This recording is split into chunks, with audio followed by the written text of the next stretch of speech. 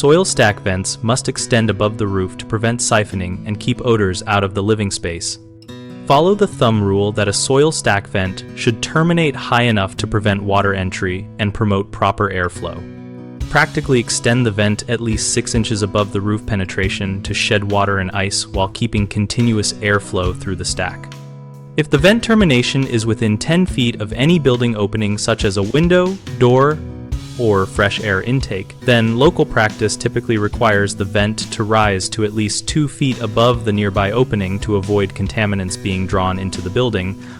So, measure horizontal distances on the roof plane before cutting pipe.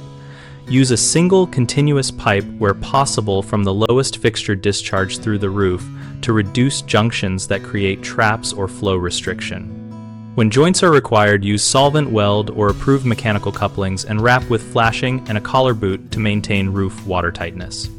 Choose vent pipe material rated for plumbing use and ultraviolet exposure if it sits above the roof for a long period, and insulate the vent where freezing is a concern so condensate and ice do not block the opening. When relocating a soil stack vent for an addition or new roof layout, reevaluate the entire venting network for proper fall and pipe sizing to ensure air volume meets fixture unit demands. Consult manufacturer tables or plumbing references for equivalent lengths of fittings and effective sizing.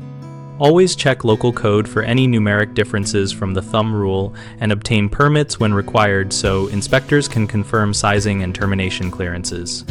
Common problems include vents that terminate too close to windows causing odors and potential health risk. Fix by extending the vent height to meet the 2-foot above opening practice and moving the termination away from openings when roof geometry allows. Another frequent issue is water entry through the vent during storms or ice buildup blocking the opening. Prevent this by ensuring the vent extends at least 6 inches above the roof deck, fitting a proper flashing and boot, and selecting a vent cap or shield approved for plumbing vents if local practice permits.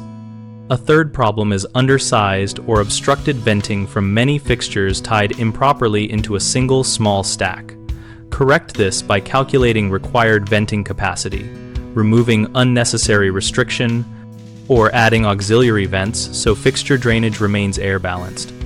BigHomeProjects.com connects homeowners with local contractors by making it easy to post projects and review responses from providers in our area, helping users find matches for scope and budget.